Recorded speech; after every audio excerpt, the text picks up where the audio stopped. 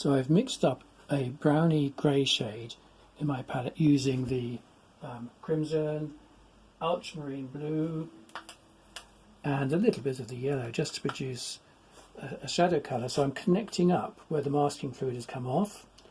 You can rub this off, by the way, just with your fingers lightly, or if it doesn't come off very easily you can use a clean rubber just gently. And always go in the same direction, by the way, when you remove masking fluid, in case the paper's going to be damaged. If you just gently go side strokes, perhaps from left to right, left to right, left to right, keep going.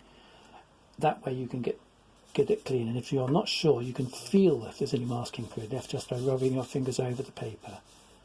Anything, you'll feel it picking up, and then you can get your rubber and clean it off. So I've done that now, and I've taken it off areas in these branches, areas in these branches. I've also released some whites down in the foreground here. So I'm just connecting up these branches now by little strokes, and by doing the thinnest twigs, if I just put my little finger on the paper, just take the tip of the brush, I can produce some very nice finer twigs, finer shapes threading through the leaves that are already there. So I'm just underscoring where the light patches on the branches are to give a little bit of modelling to those branches, and I'm placing a few darker branches and twigs connecting up the light patches. So it's like little needlework. You're sort of threading some shapes through the leaves, not solidly, you're just producing these broken strokes, and then you're also producing patches of light, patches of dark on the very same branch as you go along it. And the same on this right hand tree, I'm just painting shadows underneath where the light's hitting the branches, extending the branches out, and again using my little finger so I can produce these smaller branches. There's a big branch that comes down right down here, but it's not a solid stroke. I often do little dotted lines, broken lines, because that's what you see if you actually look at your photographs. You don't see solid branches. There's so much complexity produced by the light hitting them. So that's helped there. I'm going to clean my brush up now, go to my green palette, and for once I'm adding a different colour here. I've got some Viridian green. This is the most ghastly green you'll ever have. Every beginner's set of paints has Viridian, but actually in this context, with these beautiful bright colours, particularly the leaves of the bluebells, it's the best colour for just producing a little bit more depth in these patches and through in the distance as well. So really singing green, but added to lemon yellow. And if you add the same mixture to some of your ultramarine blue, you can get down to a colour like this. I'm just going to show you, which is a deeper green. It's a bit like you would get a similar effect if you had a phthalo green in your set. But this is where you're getting the holly that's around this tree, and it provides a nice extra dimension to the foliage and the tangle of foliage that we're seeing. And because it's a deeper green, it goes on top of some of the darker areas in the tree trunk as well. So it creates some foliage in front of that trunk, some darker foliage, and down in the bottom here, some darker strokes. I'm going to use it also just to produce a little bit more depth in the bluebells beside the path down here, just by doing quick broken strokes in and amongst the bluebells and their leaves. Just mix up a little bit more. So remember I've got my Viridian, my lemon yellow and ultramarine blue all working together. You can even add, if you want a really dark green, you can even add a little bit of that crimson, which will virtually blacken the green. I'll show you. Let's do it. A little bit of the crimson into the same colour. So I'm mixing that crimson into green.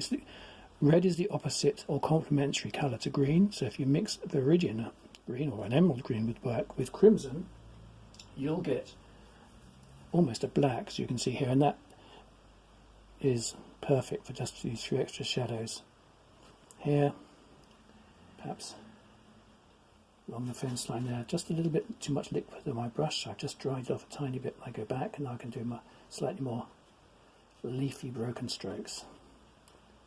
So that just sets those off a little bit more depth.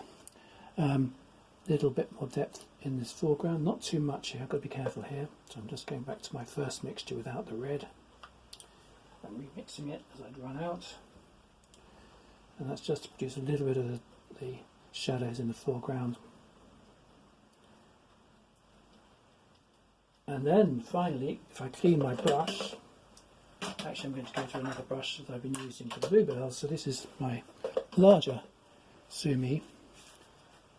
I can go back to my bluebell mixture with cobalt and crimson and so on.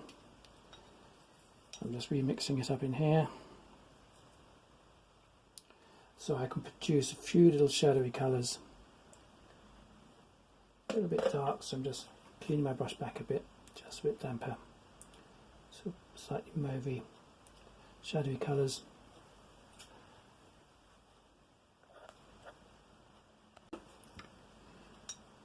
And I've, added some more cobalt blue. I was running low. So these shadowy colours in the bluebells in here.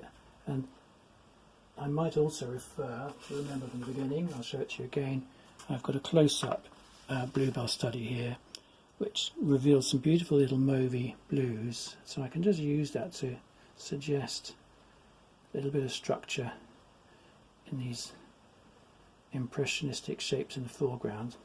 Don't overdo this. So I'm putting the colours in, I'm just damping the brush down to soften in some of those, and again there are some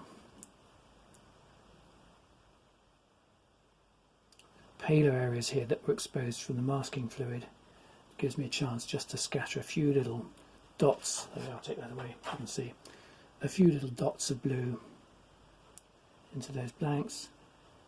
So I get this idea of a close-up structure here, becoming looser, slightly more impressionistic, but hopefully capturing the brighter sort of clouds of colour as you go through the scene.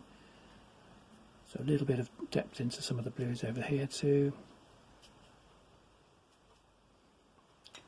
And again, I'm using these little quick side strokes of the brush that are helpful in getting these. They're actually called scumble strokes. It's where the paint goes on in a broken way. So it suggests a bit of texture, a bit of detail. A little bit too much there, so I'm just going to take the damp brush, soften it back. That's better. Does it read? Does it give me a sense of depth? Yeah, and these little scumble strokes just pick up the hint of a few extra flowers. I think we can say it's pretty much done.